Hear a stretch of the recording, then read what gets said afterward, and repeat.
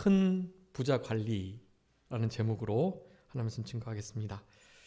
여기 18절에 어떤 관리가 물었다고 말씀을 하는데요. 그 관리는 23절에 큰 부자라고 말씀하고 있습니다.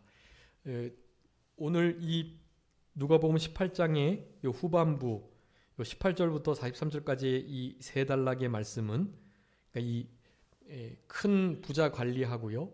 그 다음에 예수님께서 죽으실 것, 부활하실 것, 그것을 이르신 그 장면이요. 31절부터 34절, 그리고 35절부터 마지막 43절까지 맹인을 고치시는, 눈먼 자를 고치시는 그 부분으로 이렇게 나눠지고 있는데요.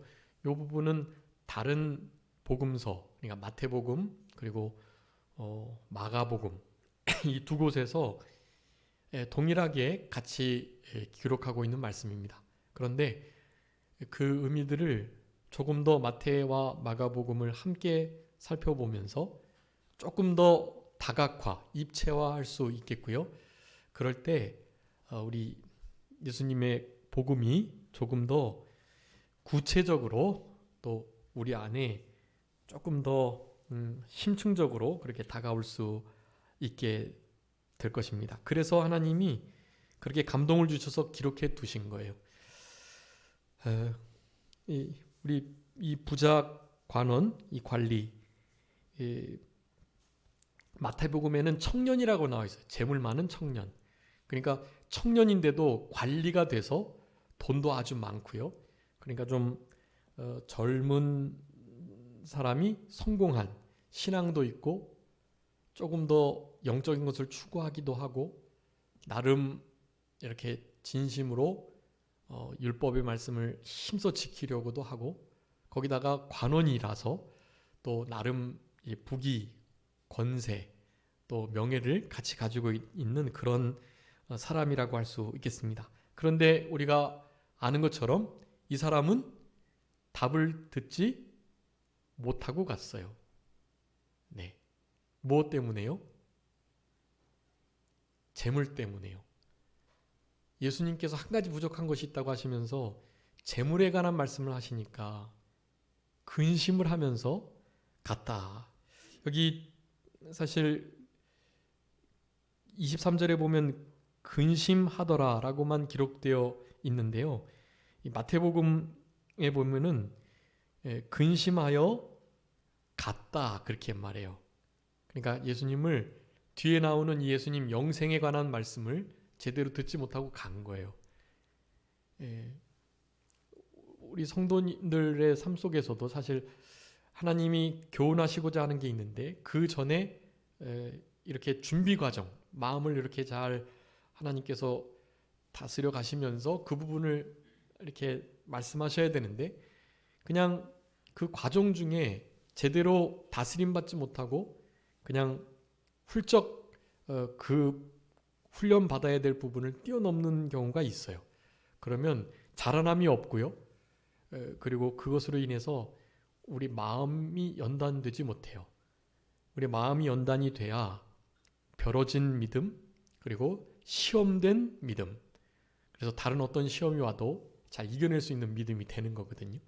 근데 그런 과정들을 자기의 감정이나 자기의 형편이나 처지 때문에 포기하거나 또 혹은 이렇게 넘겨짚거나 미리 지레 짐작하여 포기하거나 하는 것으로 인하여서 결국에는 그 진리의 지식에 이르지 못하는 경우들이 있습니다.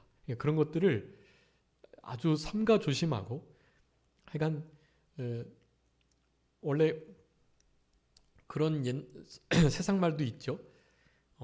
강한 자가 끝까지 버티는 게 아니라 끝까지 버틴 자가 강한 자이다.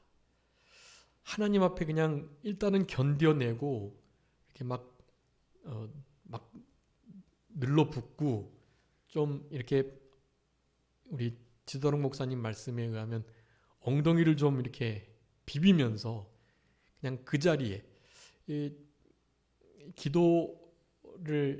산기도를 가면은요, 우리 목사님들이요, 이렇게 그냥 한 곳에 앉아서 진득하니 계속 엉덩이로 하나님을 대하는 그런 이들이 있고 어떤 이들은 그냥 마치 노라리 하는 것처럼 가는 이들도 있고 그렇다고 그래요. 진득하니 이제 마치 압력밥솥에 뜸 들이듯 그냥 가만히 있어야 될 때들이 있어요. 근데 그런 때가 기도의 때인 것 같고요. 우리가 다다음 주가 이제 고난주가 있는데 그래서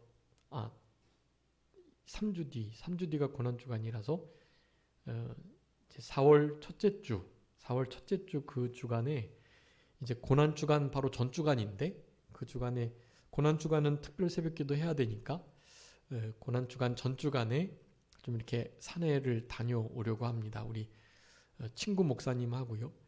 저쪽 예전에 갔던 저기 무척산 거기 가려고 하는데요.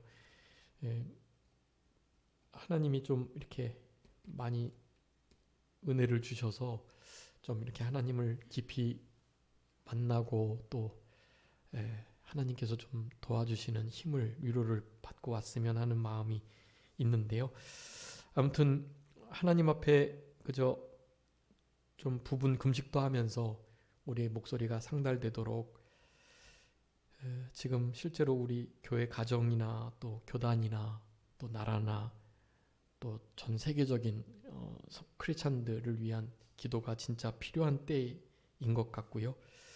그래서 그렇게 계획을 하고 있는데 우리 성도님들께서도 위에서 기도해 주시고 좀 하나님께서 이런저런 힘도 능력도 주셔가지고 이렇게 이제 오후 예배 시간은 이제 점심 드시고 나서 더 많이 이제 고나시고 졸리시고 그래서 제가 또 말씀을 막 이렇게 재밌게 하거나 또 아주 임팩트 있게 짧게 하는 것도 아니고 계속 늘어지면서 막 그렇게 해서 너무 죄송스러운데 좀 말씀이 우리 성도님들의 귀에 잘 들려줄 수 있도록 제가 좀 거룩한 통로가 될 수 있었으면 하는 그런 소원이 있고요.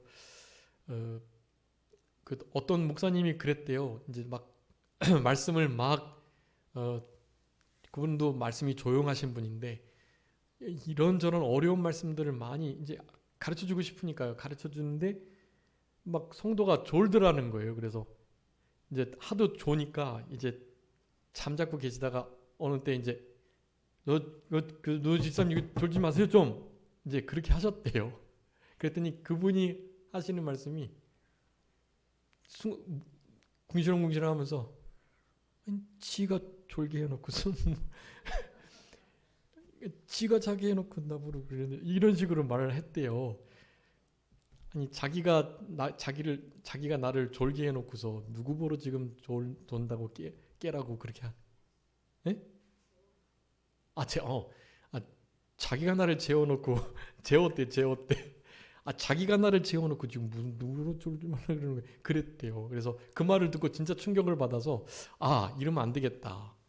이거 아무리 뭐 진리 잘 가르치는 것도 중요하지만 쉽게 좀 이렇게 잘 들어올 수 있도록 해야 되겠다. 그렇게 해서 말씀이 되게 좀 짧고 또 이렇게 쉬워지고 그렇게 하셨다고 그러더라고요. 그래서 근데 그런 것은 뭐 이제 실력이 있는 분들이나 한다고 하면 되는 건데요. 저같이 실력이 없는 이들은 좀 그런 게 어려운데 아무튼 좀 이렇게 하여간 최소한 시간을 좀 지키고 또 그리고 어떤 분들은 이게 오후 시간에 이렇게 혹시 이렇게 조금 졸리시면은 이제 목사님이 하면서 이렇게 소리를 지르라고 아니면 찬송을 부르라고 아니면 이렇게 기지개 좀 이렇게 또 피라고 막 그렇게 하시더라고요. 그래서 제가 그런 것들도 좀 이렇게 한번 해볼 테니까요. 좀 임팩트 있게 또 좀 짧게 그렇게 하도록 힘을 써보도록 하겠습니다. 좀 하나님이 지혜도 주시고 힘 주셔서 그렇게 잘 은혜와 또 능력을 받을 수 있도록 그렇게 좀 기도해 주시면 감사하겠습니다. 이 세 가지 말씀을 하시면서요, 궁극적으로 우리 예수님께서 제자들에게 주시고자 하는 교훈은 너무나 분명합니다. 이제 사역 후반부에 곧 예루살렘 성에 입성하기를 얼마 남겨두지 않은 그러한 때이거든요. 그래서 제자들에게 안타까움이 많은 거예요. 어떻게든지 예수님의 이 구속사역, 메시아의 역할, 이것을 알려주고 싶으신 거예요. 그런데 제자들은 계속 몰라요, 끝까지. 이 국가적 이스라엘을 로마로부터 건져낼 것만 생각하는 거예요. 그래서 자기들도 예수님 옆에서 한 자리씩 하는 그런 마음을 여전히 가지고 있었던 것입니다. 그래서 예수님께서 이것이 메시아 은닉사상으로 지금은 아직 알려지면 안 되는데도 3번씩이나 예수님께서 죽으실 것, 대제사장들이, 종교 지도자들이 이방인에게, 이방인들이 또한 죽음에 넘기게 될 것을 말씀하시면서 채찍질 당하실 것, 능욕, 모욕받으실 것, 또 주먹으로 맞으실 것, 심지어는 이거 지금 오늘 본문 누가복음 18장 31절 이 말씀이 죽음과 부활에 대해서 3번째 이르신 말씀이에요. 벌써 3번째. 이 전에 벌써 2번이나 그런 말씀을 하셨다고요. 그런데 모르는 거예요, 제자들은. 이런 말씀들을 근심히 듣고 그런 일은 있으면 안 되는데 하는 생각만 할 뿐 이해를 사실은 못하는 거예요. 예수님이 심지어 오늘 본문에서는 십자가에 죽겠다까지도 우리 마태복음 병행 구절에서는 말을 해요. 우리 마태복음 20장 거기 보면은 이 말씀을 하시면서 죽으실 것을 말씀하실 때 십자가에 죽으셨다가 3일 만에 살아나실 것이다까지 말해요. 십자가에 죽으실 것까지도 예언하신단 말이죠. 그런데도 몰라요. 그런데도. 그래서 이런 말씀을 드리는 거예요. 영생을 얻으려면 자기에 있는 모든 것을 포기하고 자기 자신의 어떤 메시아관까지, 예수님을 따라다니면서 제자가 돼서 얻게 되는 여러 가지 유익들까지 다 내려놓고 죽어져야만 예수님을 진짜 따를 수 있다. 그래서 이 부자에게 대해서 내 재산을 다 팔아라 라고 말해요. 다 팔고 오라는 거예요. 아마 조금만 팔고 와라 했으면 제자는, 이 청년은, 이 부자 간호는 따라갔을 거예요, 예수님을. 근데 그게 아니라 다 팔라고 하니까 너무 부담이 되고 이건 너무 지나친데 하는 마음에 아주 심히 근심하여 갔다.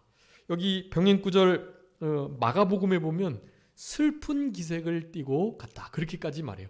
슬픈 기색을 띠고 근심하며 더 이상 예수님 곁에서 말씀 들을 수가 없을 정도로 고민하고 번뇌에 빠져서 이걸 어떻게 다 팔고 그냥 무조건 따라갈 수 있나? 하는 생각을 막 했던 거예요. 제자들에게 하시는 말씀입니다. 사실은 이 부자 청년 젊은 관원에게만 하시는 말씀이 아니라 또 지금 우리들에게도 하시는 말씀이에요. 딱 이런 거예요. 다 팔아라, 그 재물. 그리고 오늘 본문에 보면은 따르라고 하시기 전에 어떻게 하라고 29절에 말씀하죠? 집이나 아내나 형제나 부모나 자녀, 그리고 마태복음 마가복음에는 전토도 나와요. 전토까지 버린 자여야만 나를 따를 수 있다고 말하니까, 아니 자녀들, 아내, 남편, 형제, 자매들 어떻게 하고 예수님을 그렇게 전적으로 따르란 말이에요. 전임 사역자도 아닌데. 그러니까 이런 말을 듣고 엄두를 못 내는 거예요. 지레 포기하고 자포자기하고 근심하고 슬퍼하면서 더 이상 예수님 따르기를 그치는 거죠. 여러분, 우리의 삶 속에 충분히 이런 일들이 있을 수 있어요. 그런데 우리가 아는 것처럼 이것은 실제로 다 팔아서 다 나눠주고 거지가 되라는 말이 아니에요. 이것은 진짜 모든 것이, 어떤 것도 내 발목을 잡지 않도록, 그런 의미예요. 여기 아내나 집이나 형제나 부모나 자녀, 이거 실제로 버리라는 것이 아니라 예수님을 따르는 데에 우선순위를 두라는 말이에요. 그런데 제자들은 몰라요. 그것조차도 몰라요. 그런 삶을 지금 살아가고 있는 것입니다. 맹인 고친 것은 뭘까요? 맹인은 이사야의 말씀에 의해서 메시아의 결정적 증거 중에 하나예요. 메시아는 분명히 장님인 사람을 눈뜨게 한다. 그런 말씀이 있다고요. 광명을 비춰서 눈에 빛을 주신다는 거예요. 그거가 돼야 진짜 메시아거든요. 근데 그 사역을 지금 하고 계시는데요. 제자들 너희들도 눈을 뜨고 있으나 맹인이다 라는 것을 말해주고 계시는 거예요. 우리들에게 하시는 말씀이기도 하고요. 그래서 오늘 이 부분의 말씀도 동일하게 우리를 향하신 말씀이다 라는 것을 기억하시면서 영생을 얻는 아주 중요한 방법, 그리고 예수님의 십자가의 죽으심과 부활, 여기에 날마다 참여하는 것, 자기를 날마다 부인하고 십자가를 지고 예수님을 따르는 것, 이런 삶이 얼마나 복되고 또 귀한 일인가에 대해서, 그리고 마지막 맹인을 고쳐주셨는데 우리도 영적인 소경인 줄 알고 주님께서 하시는, 눈뜨게 하시는 이 사역을 영적으로 우리도 따라가서 우리의 영적인 하늘을 보는 하나님의 관점을 갖는 이 영적인 시야가 열리게 되는 그런 일이 있어야 될 것입니다.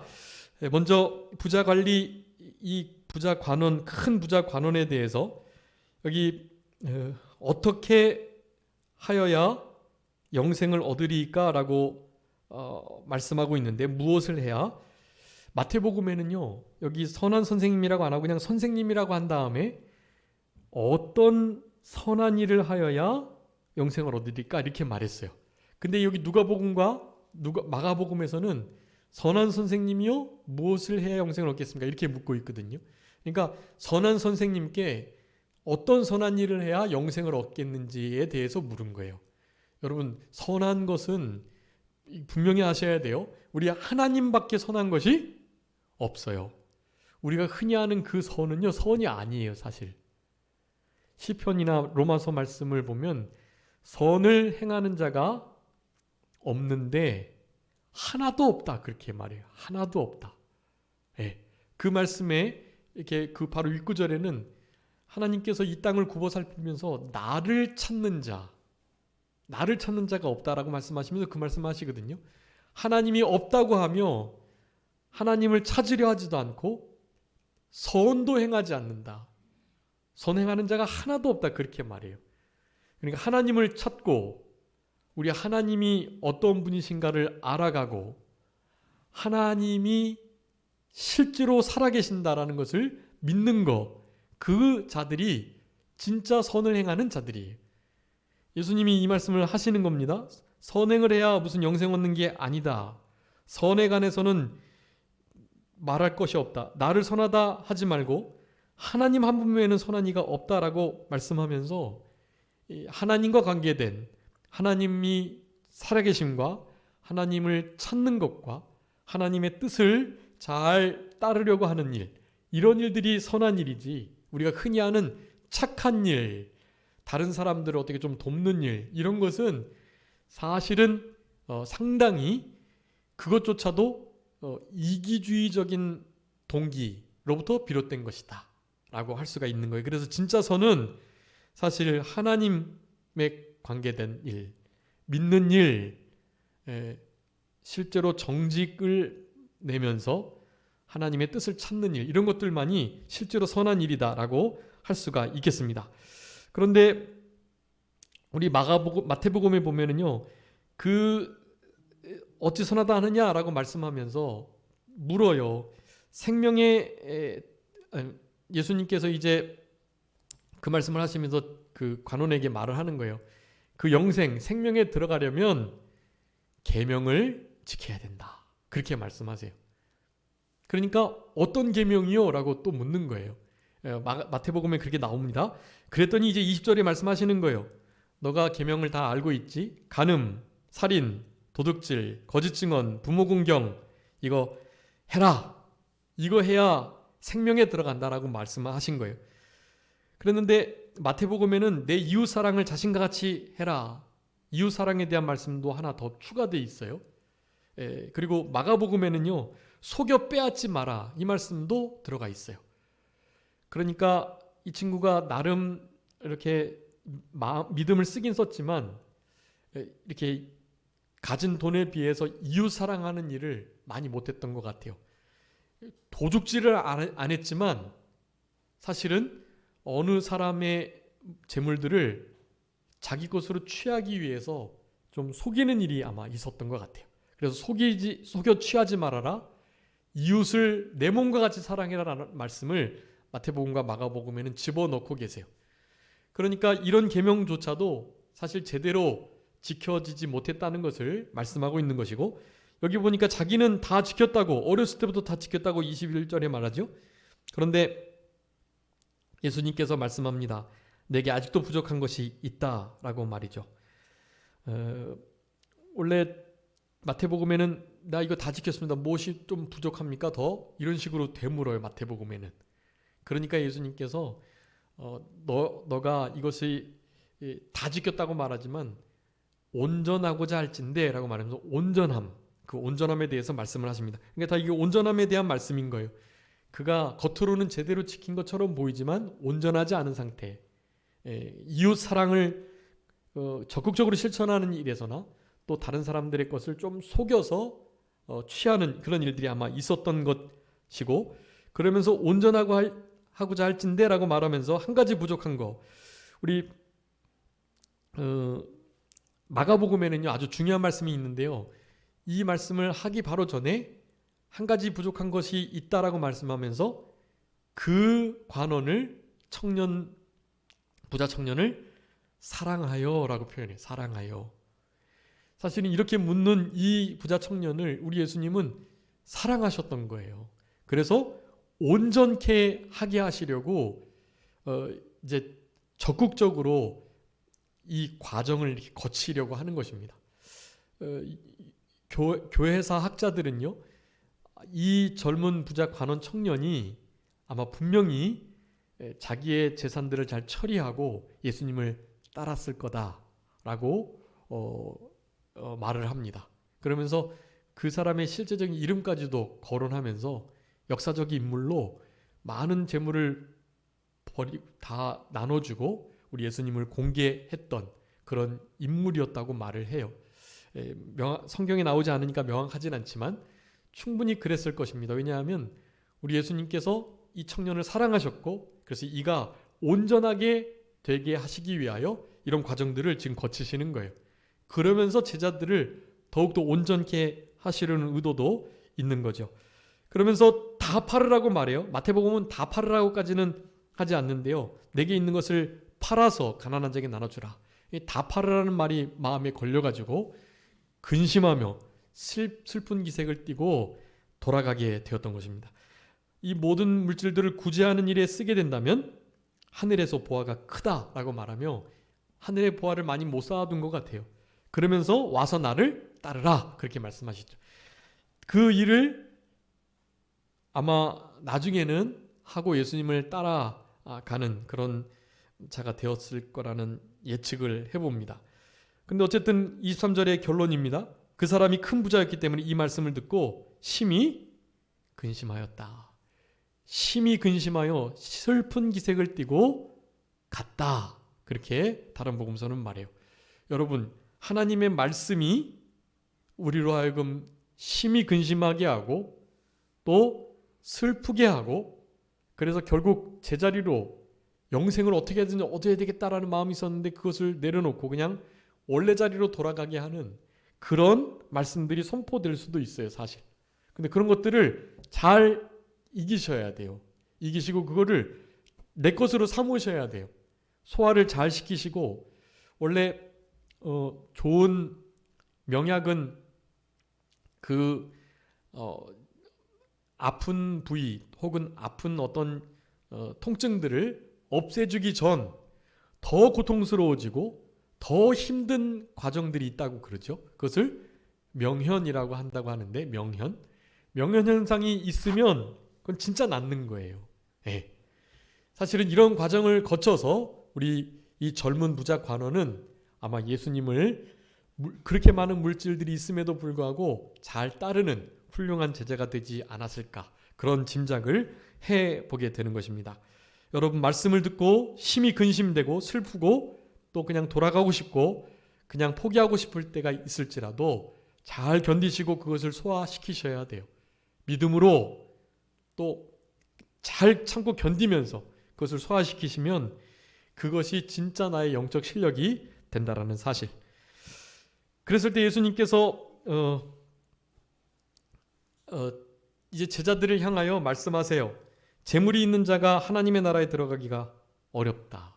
근데 얼마나 어렵다고요? 낙타가 바늘기로 들어가는 것보다 더 어렵다. 부자가 천국 가는 것이 차라리 훨씬 어렵다. 차라리 낙타가 바늘기 들어가는 게 쉽다. 그렇게 말씀하시는 거예요. 그러니까 이 말을 듣고 누가 구원을 얻을 수 있는가 말을 하는 거죠. 그런데 27절에 사람이 할 수 없지만 하나님으로서는 하실 수 있다. 마태복음, 마가복음에는 다 하실 수 있느니라 그렇게 되어 있어요. 다 할 수 있다. 예. 거기다가 누가복음에도 거기다 이렇게 써두세요. 하나님은 다 하실 수 있느니라. 마태복음과 마가복음에 다 포함되어 있거든요. 다 하실 수 있는 거예요. 우리 하나님은. 어떻게 하신다고요? 낙타가 바늘기도 들어가게 하시는 거고요. 부자가 당연히 천국에 가게 하실 수 있는 거예요. 우리는 못하지만 하나님은 하실 수 있어요. 우리 교단의 목사님께서 이렇게 이제 금요 기도회를 시작하시면서 2022년에 하나님으로서는 다 하실 수 있느니라 이것을 표로 해가지고 기도를 하신대요. 하나님으로서는 다 하실 수 있다. 사람은 못하지만 다 하실 수 있다. 코로나 종식하는 거 사람이나 의학이나 과학으로는 못하지만 하나님으로서는 다 하실 수 있는 거예요. 전쟁 그치는 거 다 하실 수 있는 거예요. 그치게 하실 수 있는 거예요. 여러분 진짜 의학의 말을 과학의 말을 우리가 물론 신뢰해야 하지만 그것을 하나님보다 하나님의 능력보다 더 신뢰하시면 안 돼요. 그거는 그네들의 말이에요. 의사 선생님의 말이고 그것은 의학적인 소견이고 그것은 과학의 한계예요. 그런 것이 아니어도 우리 하나님 여호와 그분은 어떻게 해요? 다 하실 수 있어요. 여러분 하나님이 다 하실 수 있다는 것을 믿으셔야 돼요. 실제로 다 하실 수 있어요. 우리가 하나님의 그 능력에 참여할 자, 능력 주시는 그분이 내 안에서 마음껏 일하시고 내가 그분의 뜻을 거스르지 않고 그분 밖으로 넘어가지 않고 그분 안에 그 은혜 속에 강해지면 여러분 우리 안에 역사하시는 그분이요. 실제로 다 하셔도 나에게 마이너스가 안 돼요. 다 못하시는 이유는 그렇게 하면 우리에게 마이너스가 될까 봐 그런 거예요. 이를테면 자녀에게 날카로운 칼을 못 주는 것처럼요. 어린 자녀에게. 그 날카로운 칼을 주면 요긴하게 잘 사용할 수 있는 나이가 되면 주겠는데 그러지 않으니까 마치 못하시는 것처럼 응답 안 하시고 그러는 거예요. 우리가 그 모든 것들을 다 다룰 수 있는 능력과 신앙 인격과 참된 하나님의 사람들이 되면 다 해주세요. 다. 그러니까 그런 말씀들을 의지하시고 하나님은 하나님으로서는 사람으로서는 못하지만 하나님으로서는 다 하실 수 있다. 그래서 우리 믿는 자들의 능력의 제일 원천, 제일 원인 그 말씀이 있죠. 빌사일삼 아시죠? 빌사일삼 빌립보서 4장 13절이에요. 빌사일삼. 네, 빌사일삼 뭐예요? 빌사일삼 내게 능력 주시는 자 안에서 내가 모든 것을 할 수 있느니라. 빌사일삼이에요. 빌사일삼. 여러분 이 빌사일삼이 우리 믿는 자들의 능력의 열쇠예요. 그런데 어떻게 해야 된다고요? 내게 능력 주시는 자 안에서 내 안에 능력 주시는 그분이 계시는데요. 내게 능력 주시는 그분이 내 안에 계시고 내가 어떻게 해요? 그분 안에 있어야 돼요. 그분 안에 들어가 있을 때 여러분 예수님 안에 그분 안에 있는 게 뭐라 그랬죠? 세 가지 말씀드렸는데 예수님 안에 있다. 그게 뭐라 그랬죠? 예수님의 살과 피를 먹고 마시는 거다. 그게 오늘 예수님의 십자가와 부활 제자들에게 말씀해 주셨는데 그걸 분명하게 기억하고 감사하고 나도 그 길을 따라가는 자라고 생각하셔야 된다는 거예요. 예수님 살갑이를 먹고 마시는 거, 또요. 예수님의 계명, 말씀을 순종하는 게 안에 있는 거예요. 또 하나는요. 예수님으로 인하여 사는 거예요. 인하여 사는 거. 네. 예수님으로 인하여 살고 예수님의 살갑이를 먹고 마시고 예수님 안에 예수님의 계명을 지키는 거. 당연히 예수님 계명 지키는 건 사랑의 계명이니까 사랑 안에 거하는 거, 사랑의 계명을 서로 사랑의 계명을 순종하는 거, 그것이죠. 그것이 예수님 안에 있는 거예요. 내게 능력 주시는 자 안에서 내가 모든 것을 할 수 있다. 여러분 그런 신앙의 사람이 되면 진짜 모든 거 할 수 있어요. 여러분이 되게 불가능하다고 생각하고 진짜 어렵다고 생각하고 이것은 당연히 안 되지 하는 거 있잖아요. 여러분 그런 거 다 돼요. 우리 하나님은 여호와 하나님은 죽은 자도 살리시는 분이에요. 아니요. 없는 것을 있게 하시는 분이에요. 그러니까 불가능이 없으세요. 우리 하나님께는. 진짜 불가능이 없어요. 우리 하나님께는요. 그러니까 부자가 천국 당연히 갈 수 있고요. 그래서 이 부자 간원은 천국에 가는 자고 예수님을 재산의 재물에 관한 부분들을 잘 이기고 예수님의 제자로 잘 따라갈 수 있었던 자였을 것이 분명해요. 자, 그런 상태에서 예수님께서 한 번 더 말씀하십니다. 베드로가 물어요. 우리 모든 거 다 버리고 주를 따라갔습니다 하면서 마태복음 보면 우리가 그럼 무엇을 얻겠습니까?까지 물어요. 베드로가. 예. 우리 말씀하신 것처럼 우리 다 버렸으니까요. 그럼 우리 뭐 얻나요? 그래 말했더니 마태복음에 보면 너희들이 영생에 들어가는 그 모든 일들, 이제 그 일들을 말씀하시면서 먼저 얻어지는 큰 유익, 그것은 12 제자들이 12지파를 다 심판하는 자리에 있겠다. 12 보좌에 앉아 심판하는 권세를 받겠다라고 말씀해요. 아주 큰 권세죠.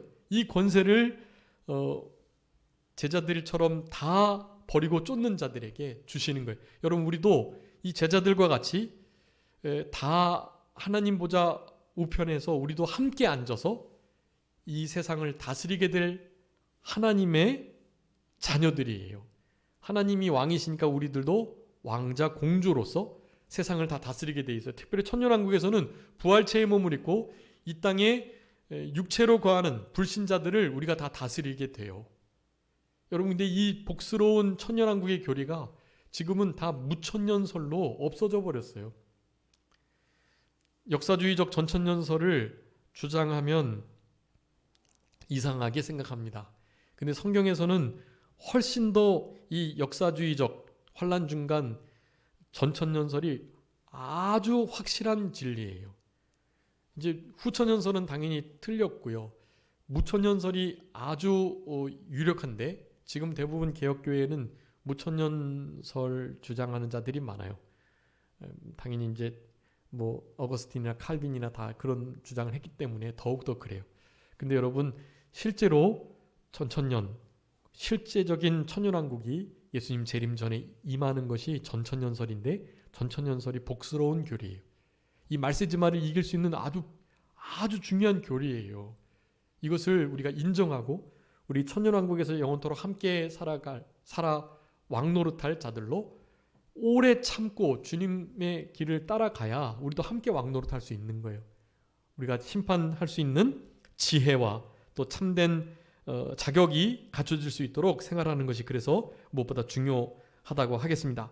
그러자 예수님 말씀하세요. 진실로 너희에게 이르노니 하나님의 나라를 위해서 집이나 아내나 형제나 부모나 자녀 버린 자가 현세에서도 여러 배를 받고 내세에도 영생을 받지 못할 자가 없느니라. 자, 중요합니다. 결국 영생을 얻기 위해서는 뭐 하라고요? 소유를 다 팔아서 구제하고 예수님을 따르는 일, 특별히 따르는데 재물만 다 팔 게 아니라 무엇도요? 자녀나 아내나 형제나 또 이웃이나 모든 이들을 다 뒤로 하고 주님을 따라야 된다라는 거예요. 그래야 영생이 있다. 여러분 영생은 그와 같이 우선순위를 두고 하나님을 첫째로 할 때 여러분 그럴 때 우리에게 주어지는 거예요. 물론 법적인 영생은 예수님을 믿을 때 그냥 받는 거예요, 그거는. 근데 그게 아니라 이를테면 요한복음 17장에 있는 것처럼 영생은 유일하신 참 하나님과 그 보내신 자 아들 예수 그리스도를 아는 것이 영생이다. 그렇게 말하잖아요. 영생 자체가 시간이 영원토록 오래 사는 것만을 의미하는 게 아니에요. 그런 의미에서 영생이거든요. 이런 것을 다 버릴 정도가 돼야 영생을 취하고 누리고 맛보고 영생 가운데 실제로 우리의 영이 생명 사는 역사 속에 구원을 이루어가는 것, 이 다 영생이에요. 이게 우리 영이 사는 게 영생이고요, 영으로 사는 게 영생이에요. 그럴 때 구원이 이루어져 가고 우리의 속에 있는 부패성이 죽어지며 우리의 전 인격이 실제적인 신앙 인격으로 예수님을 닮아가는 그 모든 과정들이 다 영생인 거예요. 그건 영원히 남는 거거든요. 그러니까 영생이 되는 거예요. 우리의 소유는 하나님의 말씀 계명 지키는 것이다. 우리의 소유가 우리 행한 일이 따른다. 다 그런 의미를 갖는 말씀드린 것입니다. 그런데 여기 하나님의 나라를 위해서라고 말씀했는데요. 29절에 마태복음에는 내 이름을 위하여라고 되어 있고요.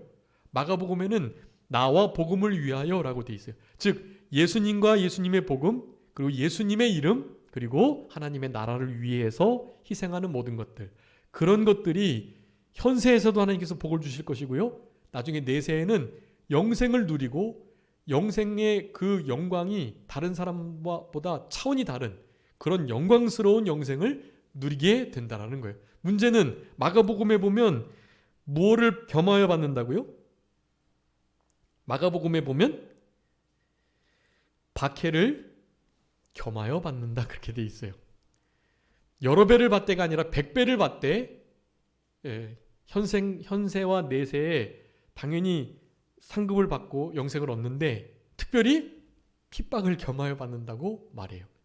여러분, 이게 우리가 막 전력으로 막 믿는 일을 확 못하는 이유 중에 하나예요. 막 너무 이렇게 하면요, 세상에서 뭐가요?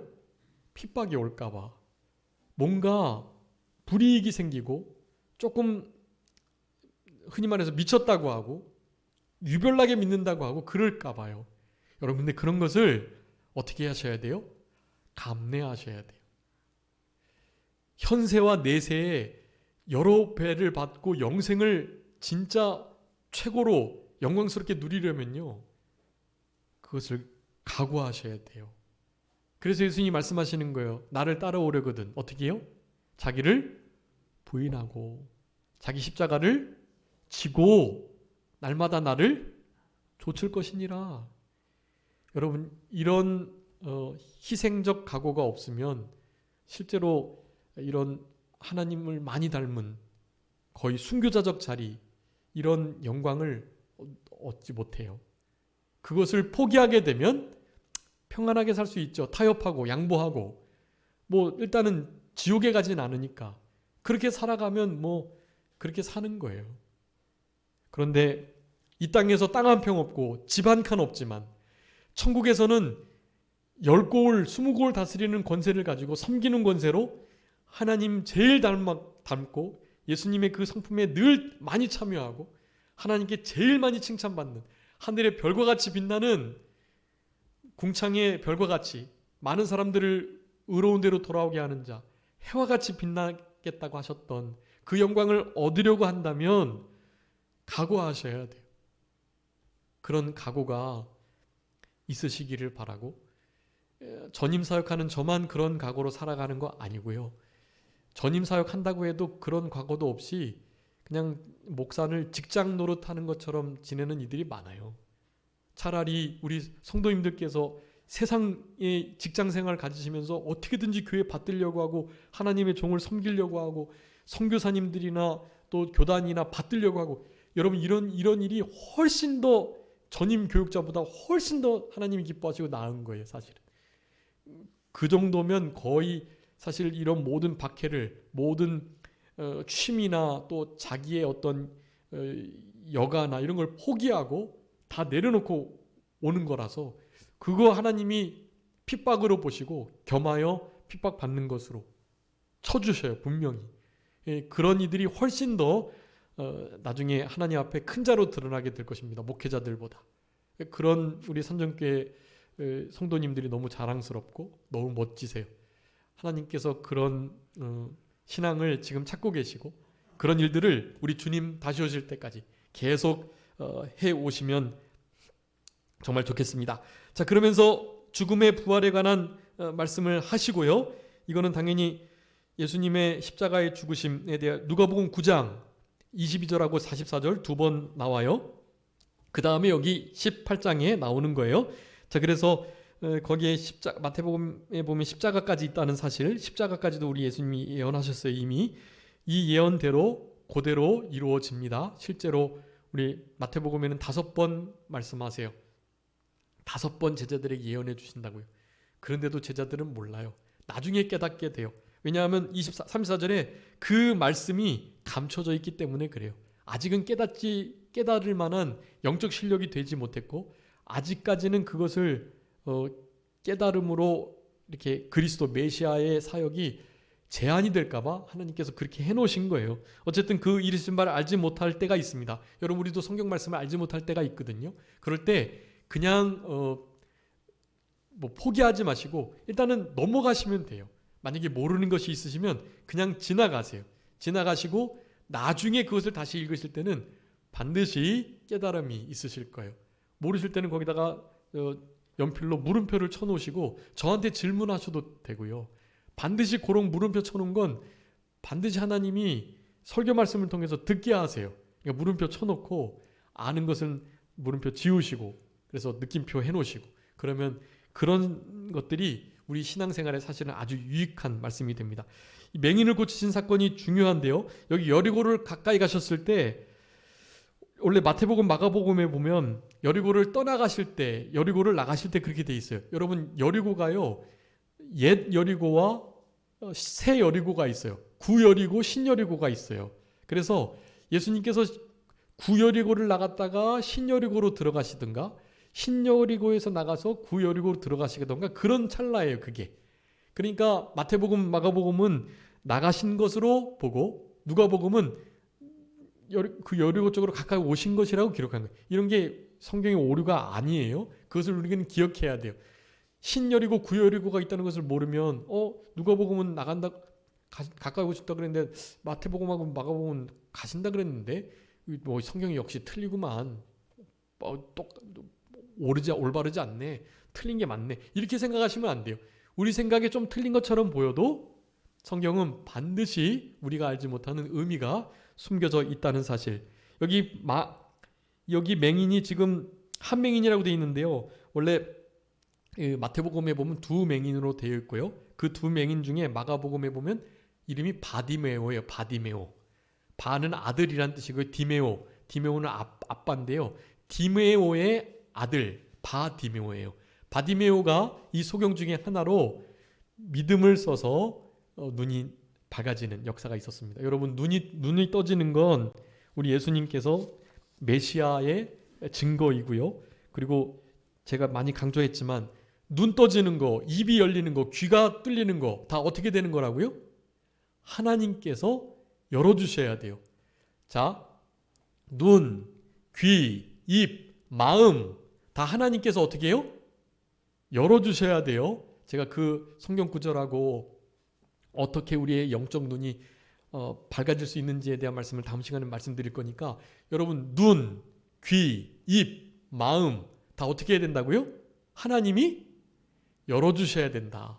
그러니까 하나님께 기도드리셔야 돼요. 하나님 저의 눈을 열어주셔서 하나님 말씀의 기이한 법을 보게 하시고 귀가 열려져서 귀 있는 자는 성령이 하시는 말씀을 들으라 하셨는데 하나님 말씀이 들려지는 귀가 열려지도록 도와주세요. 그렇게 기도하셔야 되고 입을 열어서 복음을 전하고 하나님을 찬양하고 예수님을 증거하고 여호와를 자랑하고 우리의 입이 그렇게 열어지도록 하나님께 기도하셔야 돼요. 나 원래 입이 둔하고 말을 못하고 나 부끄러워서 못해. 그러시면 안 돼요. 내 입을 열어주세요라고 하셔야 돼요. 그럼 중요한 것은 무엇을 열어요? 마음을 열어주셔야 돼요. 하나님이. 이 하나님의 선행적 은혜 열어주시는 역사를 하나님께 구하여서 눈이, 귀가, 입이 열리는 그리고 마음이 열리는 우리 성도님들의 남은 생애가 다 되셔야 되겠습니다. 자, 기도하겠습니다. 살아계신 우리 아버지 하나님 감사합니다.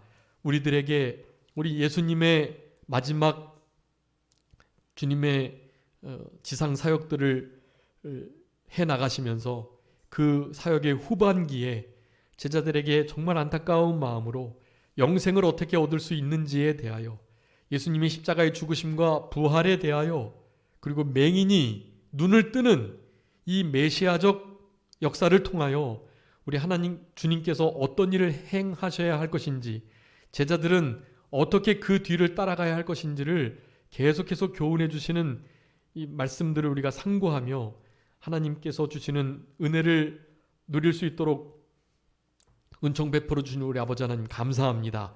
하나님, 우리가 남은 때 예수님의 제자와 같은 삶을 살아가게 하시되 재물과 하나님을 겸하여 섬길 수 없사오니 재물 하나님께 다 먼저 맡기고 우리에게 있는 재물은 다 주님께서 우리에게 맡겨주신 줄 알고 청지기적 사명을 가지고 모든 재물들을 하나님의 뜻대로 사용할 수 있는 우리들 되게 하시고, 소망을 재물에 두지 않고 오로지 하나님께만 두어서, 재물은 그저 날개를 내고 날아가는 것처럼 신속하게 없어질 수 있지만 우리 하나님 의지하는 것은 영원토록 남게 된다는 것을 기억하며 하나님만을 전적으로 신뢰하는 전적 의존, 절대 의지의 삶을 살아가는 우리 모두가 되게 해주시기를 간절히 바라옵고, 예수님의 십자가와 또 그 죽으심 그리고 부활을, 예수님의 살과 피를 먹고 마시는 생활 잘할 수 있도록 우리 주님 도와주시고, 우리가 영적 소경인 것을 깨닫고 우리의 눈이 열리고